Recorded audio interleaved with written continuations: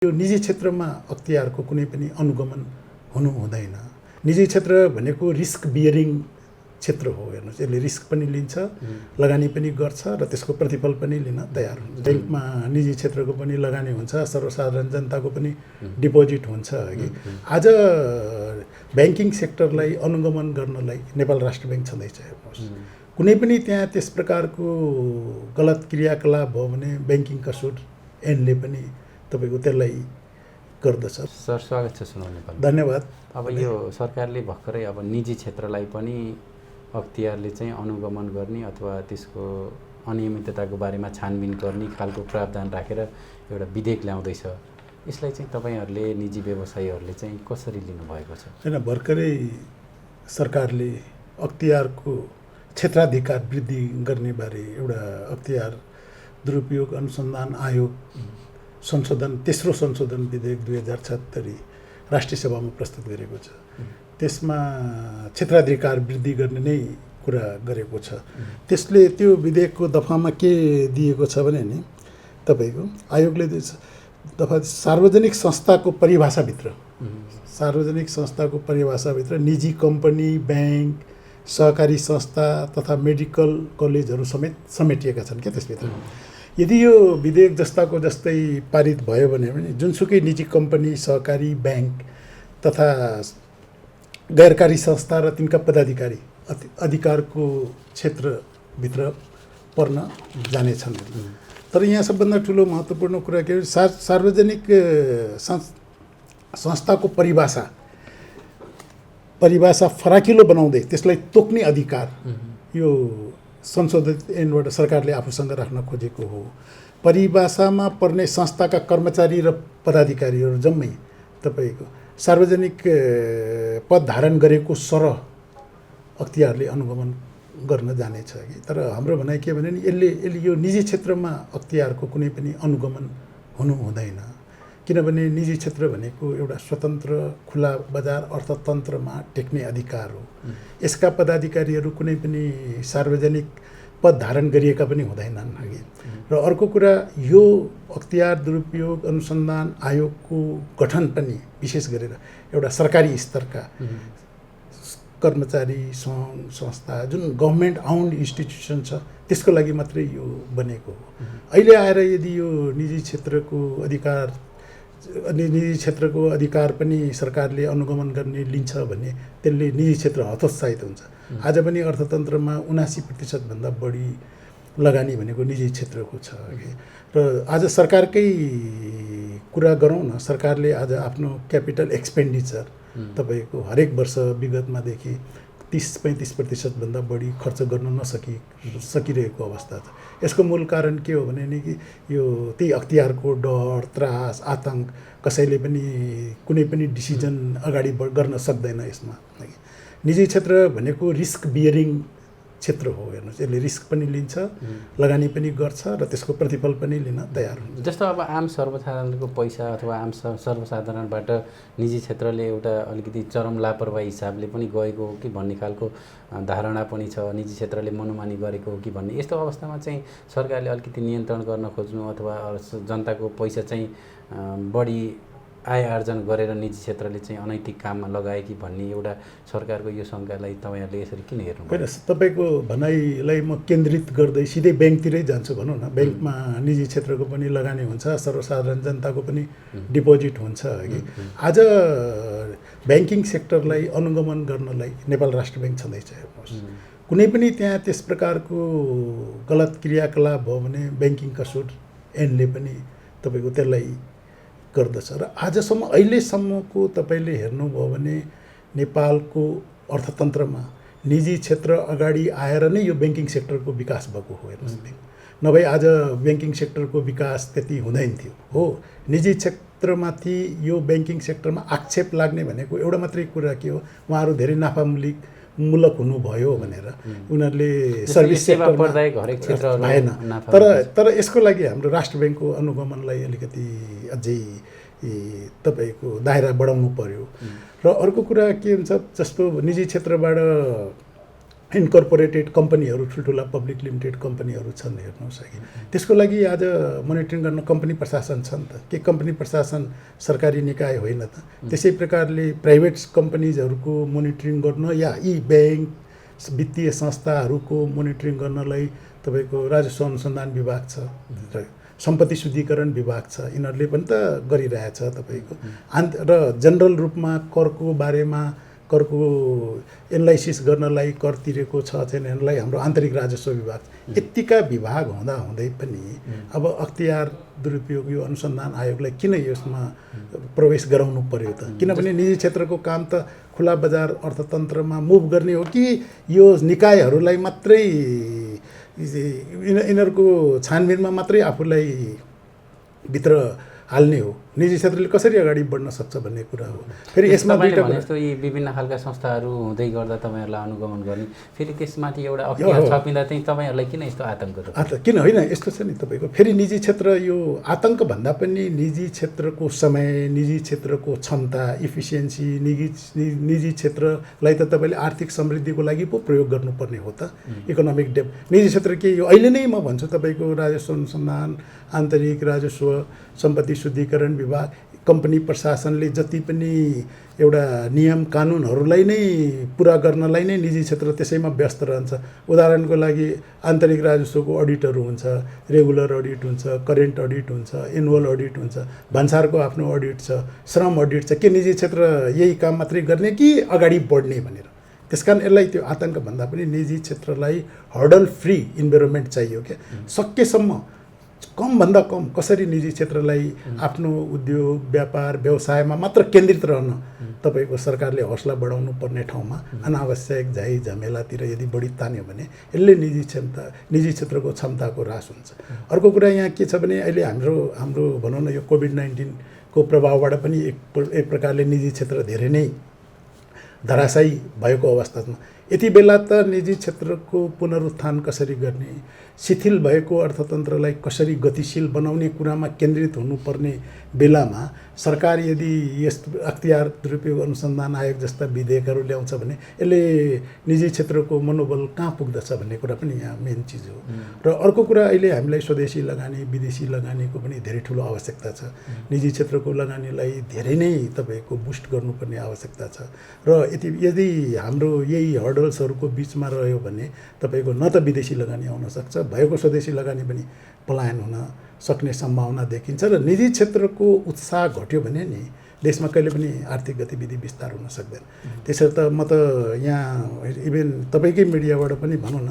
हाम्रा माननीय सांसदज्यूहरूलाई पनि अनुरोध गर्छु कि उहाँले स्वविवेक आफ्नो प्रयोग गरेर कहिले पनि निजी क्षेत्रको मनोबल हतोत्साहित हुने क्रियाकलापलाई समर्थन गर्नु हुँदैन त्यहाँ यसले समग्र रूपमा हेर्ने भने अर्थतन्त्रलाई यसले नोक्सान नै पुर्याउने हो जस्तो तपाईँले भने जस्तो अब यो अख्तियार चाहिँ विशेष गरेर यो सरकारलाई नै नियमन गर्न अथवा सरकारी संयन्त्रलाई नियमन गर्न बनेको हो अब यसले चाहिँ एक हिसाबले भन्यो भने सरकारी संस्थाहरूलाई चाहिँ अलि राम्रोसँग नियन्त्रण गर्न नसकेको हो कि भन्ने प्रश्नहरू उब्जिरहँदा फेरि यता निजी क्षेत्रपट्टि पनि लागेर त्यसको क्षेत्राधिकार बढाउँदा त्यो झन् कमजोर हुने हो कि भन्ने चिन्ता पनि छ होइन त्योभन्दा पनि हेर्नुहोस् त्यो सोचाइ भन्दा पनि निजी क्षेत्रलाई यी सब कुराहरूभन्दा बाहिर राख्ने पर्दछ क्या निजी क्षेत्रसँग एउटा विश्व मान्यता अनुसारकै प्र्याक्टिसहरू हेर्नु भने ट्याक्स डिपार्टमेन्ट छ तपाईँको ट्याक्सलाई रेगुलेट गर्नलाई ब्याङ्किङ सेक्टरलाई रेगुलेट गर्नलाई एउटा सेन्ट्रल ब्याङ्क छ नभए सेन्ट्रल ब्याङ्कको के काम भनौँ न आज सहकारीलाई रेगुलेट गर्नलाई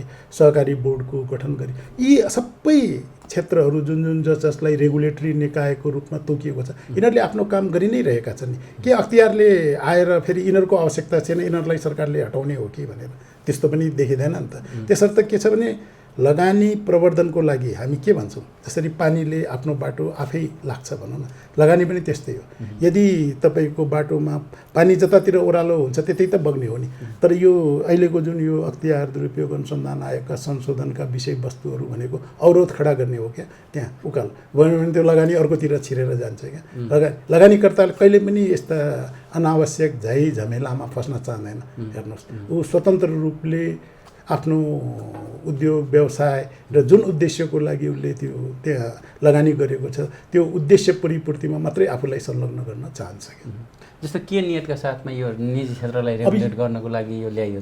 यो कुरा त अब विधेयक ल्याउनेलाई नै हामीले पनि प्रश्न यही गर्ने गरेका छौँ कि तपाईँहरूको नियत के छ यो पछाडि, यो त म पनि भन्न सक्दिनँ कि विधेयक जसले यो प्रस्तावित गरेको छ उहाँहरूलाई नै सोध्नुपर्छ। तर अहिले हामीले त मिडियाबाट सुनेअनुसार सरकार पनि यो विधेयकलाई सायद यो रोक्ने या फिर्ता लिने मनस्थितितिरै जाँदैछ भनेर हामीले पनि सोचिरहेका छौँ भनेर हामीले पनि त्यो बुझिरहेका छौँ। अब त्यो त भविष्यमा त्यो पार्लियामेन्टहरूमा दर्ता भएका एउटा जबसम्म अफिसियल प्रोसिडरबाट फिर्ता लिँदैन तबसम्म त यसबारे हामी केही भन्न सक्दैनौँ। तर यो विधेयक आउनु भनेको देशको आर्थिक समृद्धिको लागि राम्रो होइन, यति भन्न। जस्तो अब यही बिचमा सरकारले कर तिर्न पनि निजी क्षेत्रलाई चाहिँ आह्वान गर्यो, तपाईँहरूले अथवा निजी क्षेत्रले चाहिँ जनतासँगबाट कर उठाए तर आफूहरूले तिरेनन् भन्ने खालको एउटा जनगुनासो पनि पाइयो, यसलाई चाहिँ के भन्नु? होइन, कोभिड-19 को प्रभावबाट हामी पनि चैत्र 11 देखि लकडाउनमै छौँ। हेर्नु, सम्पूर्ण आर्थिक गतिविधिहरू शिथिल भएर बसेका छन्। कसैको उद्योग धन्दा व्यवसायहरू कुनै पनि सञ्चालनमा आएका छन्। यही पिरियडमा सरकारले भनौँ न त्यो लकडाउनकै पिरियडमा चैत्र 25 गते निजी क्षेत्रले कर बुझाउनु पर्यो, होइन भने हामी शुल्क जरिमाना लिएर जानेछौँ भन्ने टाइपको एउटा सूचना जारी भयो। त्यो पिरियडमा पनि सबै उद्योग धन्दा व्यवसायहरू लकडाउन पिरियडमा थिए, कहीँ आवागमन पनि सहज सुगम केही पनि थिएन। अब तपाईँले जुन कुरा भन्नुभयो भने यो मूल्य अभिवृद्धि करको बारेमा तपाईँले कुरा गर्नुभएको हो है, यो कि जनताबाट उठाएको भ्याटतिर किन हिचकिचाहट भयो निजी क्षेत्रलाई? हेर्नु, चैत्र 11 गते लकडाउन भइसकेपछि त्यो पिरियड 3 महिनासम्म कम्प्लिटली आर्थिक गतिविधिहरू चलायमान भएन। एउटातिर निजी क्षेत्रले न त ब्याङ्कको ब्याज किस्ता तिर्नुपर्ने अवस्था भयो, सकियो हेर्नुहोस्। अर्कोतर्फ कर्मचारीहरूको तलब तिर्ने पनि अवस्था भएन। त्यसपछि बाँकीको अन्य खर्चहरू तिर्न सक्ने पनि सृजना भएन। र यो पिरियडमा तपाईँको बाहिरबाट आउने युजान्सका एलसीहरू जुन निजी क्षेत्रको क्रेडिटर्सहरू हुन्छ नि जो नर्मल प्र्याक्टिसमा, तिनीहरूलाई पनि तिर्नुपर्ने अवस्था। तर यहाँ के भयो भने नि निजी क्षेत्रसँग पैसा जुन ब्याङ्कमा डिपोजिट गरेर राखेको थियो, ब्याङ्कले पैसा त्यहाँ डिपोजिट भएको हेर्ने बित्तिकै सबभन्दा पहिला चैत्र मसानमा त्यो पैसा आफ्नो ब्याजको लागि तानियो सबैको निजी क्षेत्रको खाता। उसले त आफ्नो ब्याज या किस्ता पहिला चुक्ता त। अब निजी क्षेत्रसँग त्यहाँ ब्यालेन्सै छैन। अर्को कुरा, निजी क्षेत्रले जुन यो बिक्री गरेको भ्याट असुल गर्छ त्यो सबै त्यसमा धेरै जसो सामानहरू क्रेडिटमा बाँकीमा पनि बिक्री हुन्छन् क्या, त्यो बाँकीको पैसा त असुल भएको भएन। अब त्यो अहिलेको यस्तो लकडाउनको अवस्थामा कसरी त्यो बाँकीको असुल गर्ने, किनभने सबै आर्थिक गतिविधि चलायमान छ। सिस्टमले त तपाईँहरूलाई त्यो एउटा जानकारी मात्रै गराइयो, तर त्यो सरकारले भने जस्तो फाइन तिर्छ अथवा फाइन लाग्छ होइन, त्यो त तिर्न सक्ने अवस्था नै भएन। म तपाईँलाई भन्दैछु। तेस्रो कुरा जुन यो ज्येष्ठ 25 गते तिर्ने अवस्था, त्यो तिर्न सक्ने अवस्था। तेस्रो कुरा, कुनै पनि कुराको भुक्तानी गर्न कमसेकम निजी क्षेत्रको मुभमेन्ट त हुनु पऱ्यो नि त। अफिसमा जान सक्ने वातावरण, यहाँ त कम्प्लिट लकडाउन थियो, बिना पास कसैलाई मुभमेन्टै गर्न दिँदैन थियो, अफिसमै जान सकिँदैन थियो।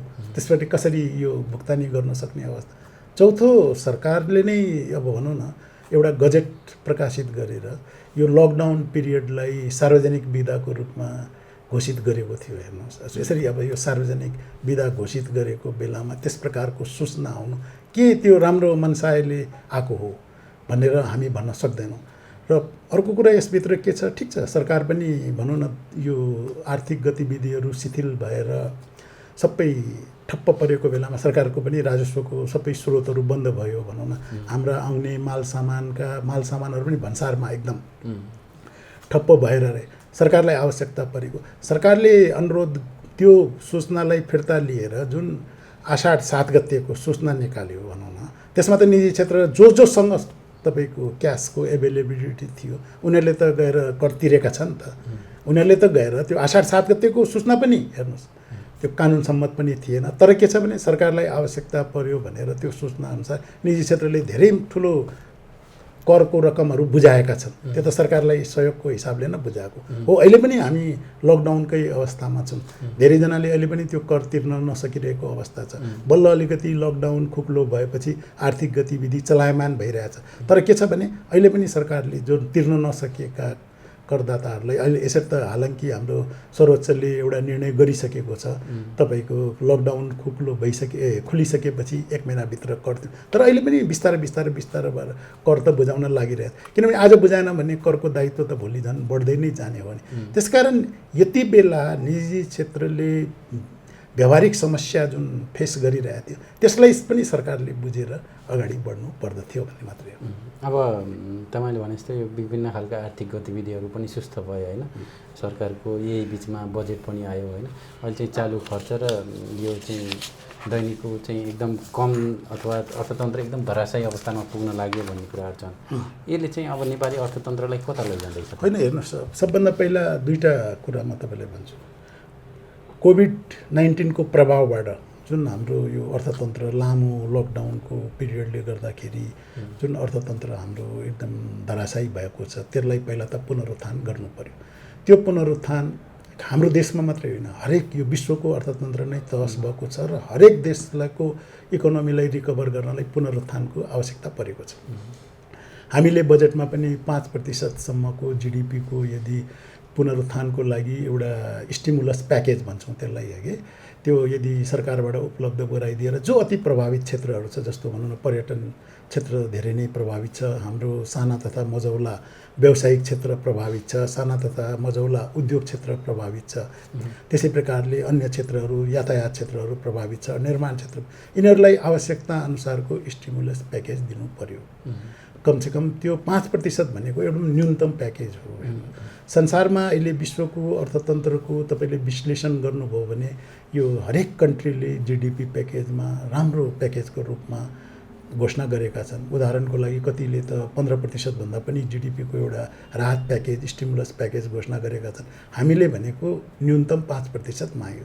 3 प्रकारको रिकभरीहरू अर्थशास्त्रमा व्याख्यान गरिएको हुन्छ। हेर्नुहोस्, पहिलो भनेको के हो भने नि कि तपाईँको भी सेपको रिकभरी है कि भी सेपको रिकभरी भनेको यो जुन अर्थतन्त्रको पुनरुत्थान गर्ने समय 6 महिना 8 महिनाभित्रै यदि हामीले रिकभर गर्न सक्यौँ भने त्यो भी सेपको रिकभरी हुन्छ।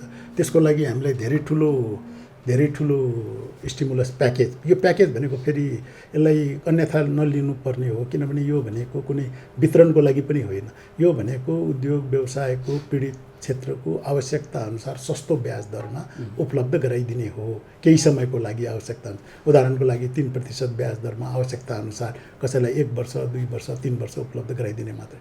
तर सरकारले ल्यायो प्याकेज, तर एउटा त 50 अरबको ल्यायो अघि, अर्को 100 अरबको भनेर रिफाइनेन्सिङको रूपमा ल्यायो कि त्यो 5% ब्याज दरमा, जुन चाहिँ तपाईँको राष्ट्र ब्याङ्कले त्यसलाई अनुगमन गर्नेछ भनेर। त्यो अत्यन्त न्यून थियो, यसले निजी क्षेत्रको जुन एउटा अपेक्षा गरिएको थियो त्यो पुरा हुन सकेन।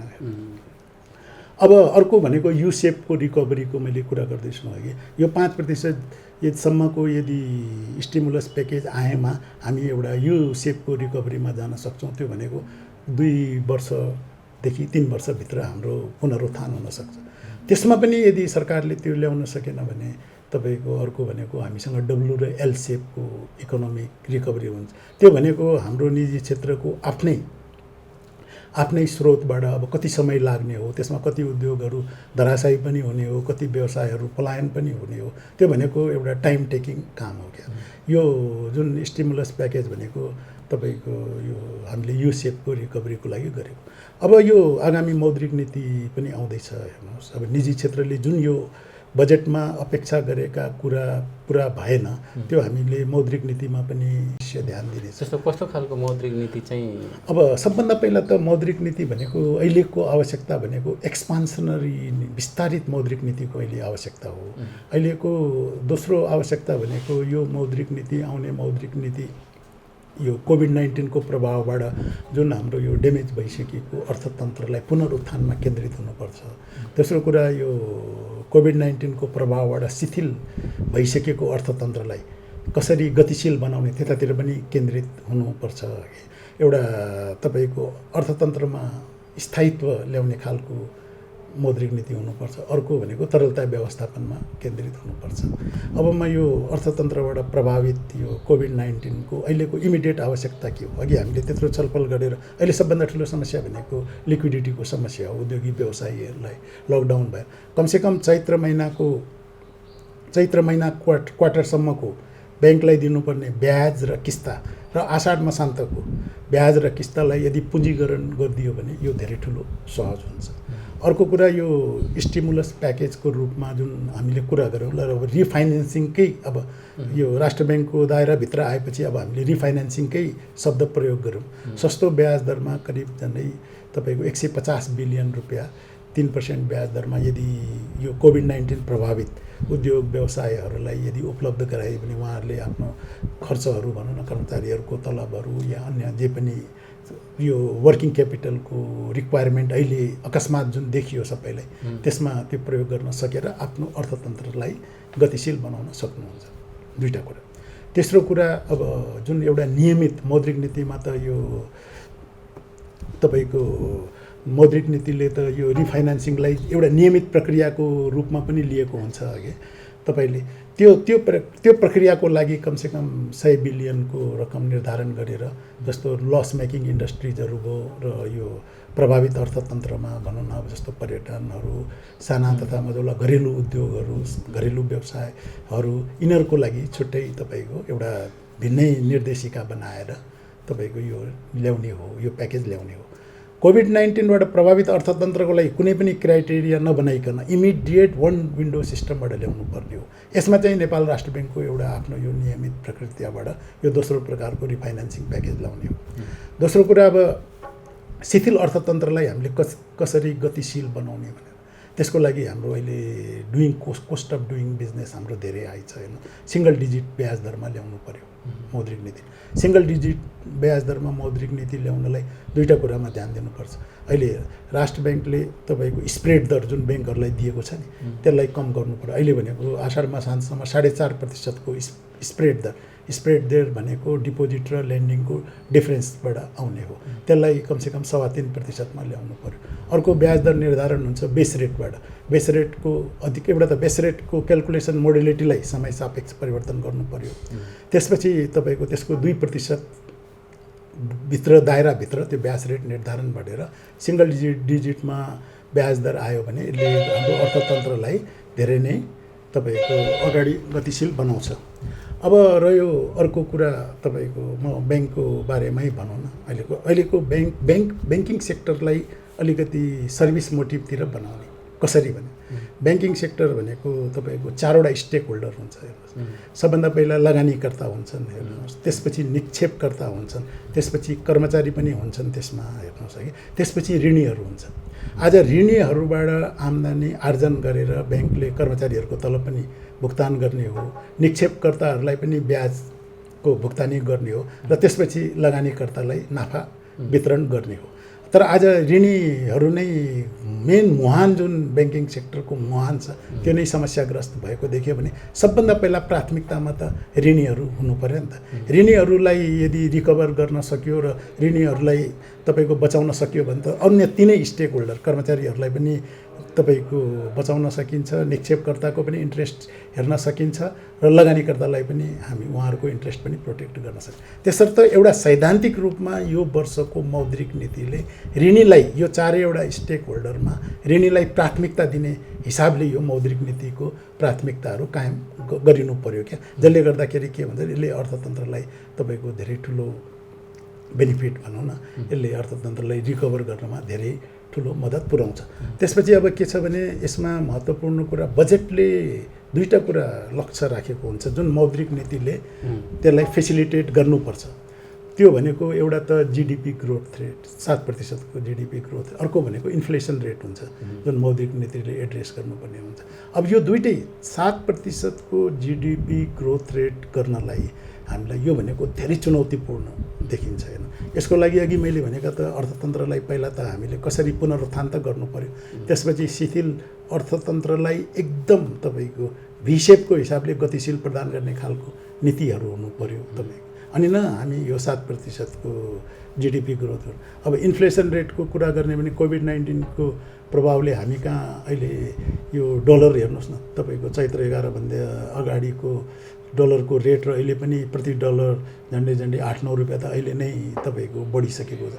हाम्रो जति पनि आयात हुने मालवस्तुहरू त महँगो हुने, यसलाई पनि नियन्त्रण गर्न हाम्रो आपूर्ति प्रणालीलाई सहज, सरल र सुगम बनाउनु पर्ने देखिन्छ हेर्नुहोस्। अनि मात्रै राष्ट्र ब्याङ्क यो दिशामा अलिकति भए पनि प्रयासरत भएर यो बजेटलाई फेसिलिटेट गरेको हामीले बुझ्न सक्नेछौँ। त्यसपछि अर्को अन्य कुराहरू के छ भने तपाईँको यो अघि मैले एक्सपान्सनरी नेचरको कुरा गरेँ। मौद्रिक नीतिमा विगतमा भएका जति पनि कन्ट्राक्सनरी प्रोभिजनहरू छ नि, त्यसलाई पनि अहिलेको अवस्थामा समय सापेक्ष परिवर्तन गरेर विस्तारित नीतिको हिसाबले ल्याउनु पर्यो, जसले गर्दाखेरि लगानीको वातावरण निर्माण होस्। जस्तो भनौँ न, अब एउटा हेजिङ, विदेशी मुद्राको हेजिङको यो नीतिगत रूपमा निर्णय भइसकेको छ, त्यसको कार्यान्वयन हुन सकेको छैन। एकातर्फ यसको दायरा पनि बढाउनु पर्यो राष्ट्र ब्याङ्कले। त्यसपछि यसलाई सहज र सरल तरिकाले कसरी कार्यान्वयन हुन्छ र यसको निजी क्षेत्रले उपभोग गर्ने खालको वातावरण पनि निर्माण हुन्छ। त्यसले गर्दा न विदेशी लगानी प्रमोट हुन्छ। त्यसर्थ समग्र रूपमा हेर्दाखेरि हामीले यसपल्टको मौद्रिक नीतिबाट पनि आर्थिक शिथिल भइसकेको आर्थिक गतिविधिहरूलाई गतिशील बनाउने खालका नीतिगत कुराहरू नै आउनु पर्यो। हस्, अन्त्यमा हजुरले अब केही भन्न चाहनुहुन्छ? होइन, अहिले भनौँ न, अब अलिकति पनि के छ भने अहिलेको जुन विषम परिस्थितिमा सरकारले आफ्ना स्रोत र साधनहरूको अधिकतम उपयोग गरेर यदि अर्थतन्त्रलाई पुनरुत्थान पनि गर्ने र शिथिल अर्थतन्त्रलाई गतिशील बनाउन सक्यो भने हामी यो कोभिड-19 को प्रभावबाट बिस्तारै मुक्त भएर हाम्रो जुन एउटा आर्थिक समृद्धिको बाटो छ, हामीले जुन एउटा महत्त्वाकांक्षी जीडीपी ग्रोथ जुन 7% को राखेको छ, त्यसप्रति त्यतातिर लम्किन हामी लम्कन सक्ने वातावरणमा हामी पुग्न सक्छौँ भनेर त्यति म भन्न चाहन्छु। हस्।